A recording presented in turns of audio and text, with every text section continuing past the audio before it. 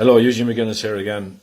Unfortunately, on a sad day for democracy, not only in Kilkenny but in Ireland, I've just received my letter from the Borough Council, County Council, informing me that they have granted permission for the Mosque development on the Hebron Road, the most congested junction in Kilkenny.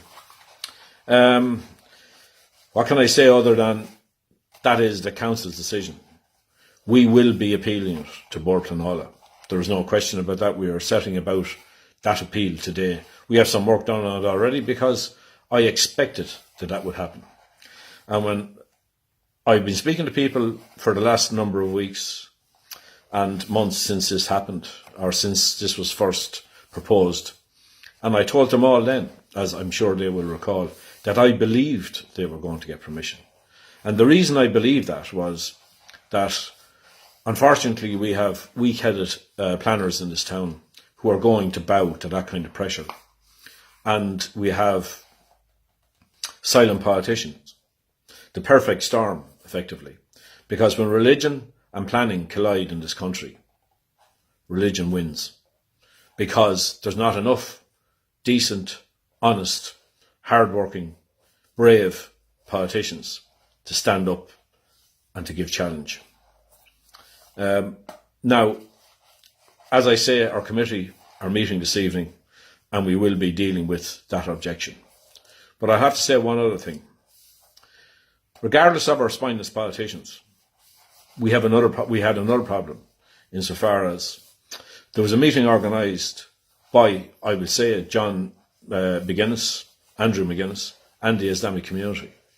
Now, that has been bandied about, of course, because the meeting ended up in a major row.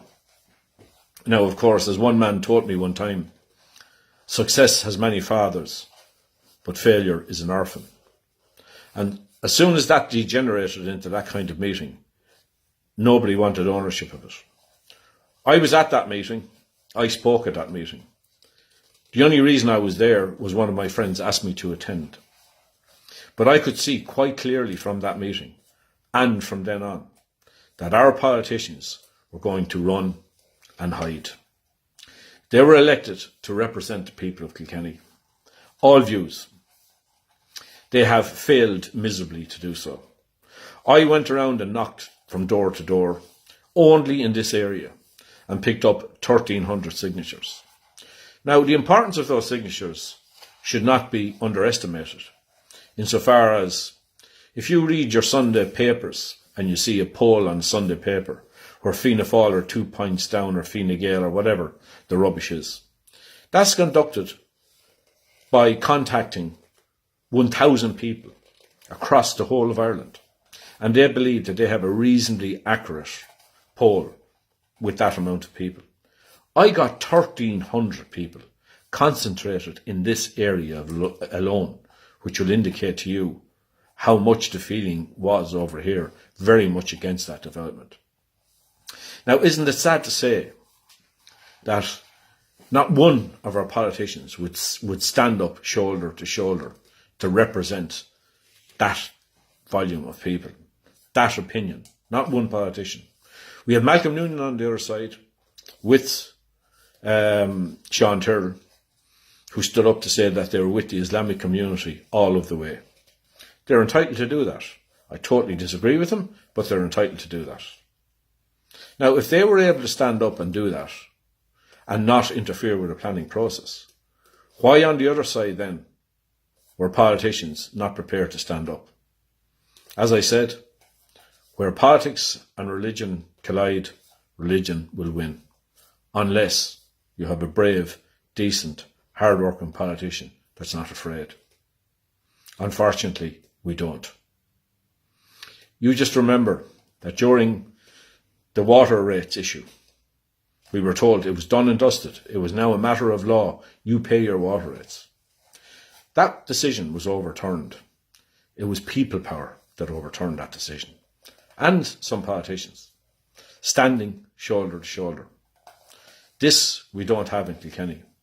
We have spineless politicians who we elected to represent us, and they have not done so. Well, let me tell you something. I was brought up in a family, a McGuinness family. My father told me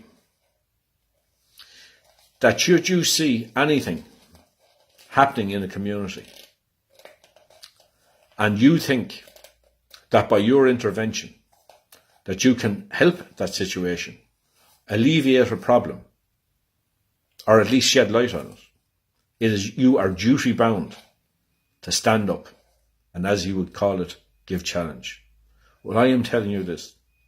That is precisely what I am doing. I hope, and I can see a time when my children will look back and they will be able to say that during that debate, that heated debate, when all others remained silent, my father stood up. I think that the people of Kilkenny should stand up. I think the people of Kilkenny, it's time for the people of Kilkenny to stand up and give challenge. Remember, after that meeting in O'Loughlin's club, I was interviewed once by local radio. Once. The imam from the Islamic community has been interviewed 3 to 4 times. Now, to say he was interviewed is not correct. He was allowed to make a speech. He wasn't challenged on any of the issues.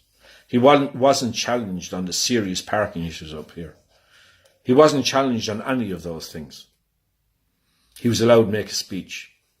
He was then interviewed on RTE. I tried to contact RTE for balance. He was allowed to make a speech on RTE. There was a conspiracy of silence in this town. For anybody who wanted to object to our mosque, you were not given airtime. And that continues to be the case. But I'm not afraid to say it. I'm not afraid to stand up.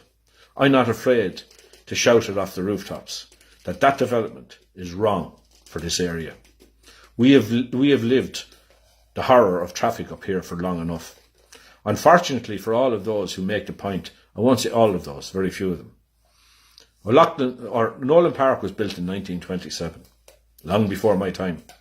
I can't stop the building of Nolan Park. And it does attract serious traffic. And it was renovated only in the last few years. And there was more seating put in. Not an awful lot more seating because the capacity or the square footage is still the same. But nevertheless, it attracted more people, more stand, etc., which made the traffic situation even worse. But remember this, the mosque has room for 222 prayer mats, with just very slight alteration to the centre, to the middle of that building. They can double that capacity. Now that is what we are facing down there. None of our politicians want to know about it. None of them want to represent my position. They turned their backs on the 1,300 signatures I got. They don't want to represent their position. Well, I have news for you. I'm standing up. I'm speaking out. And I'm continuing to do so. And local elections next year, I will be a candidate. I will be on that ballot paper. I will be standing as an independent. And the best way to give them their answer is to give me a vote. I'll stand and I'll speak out.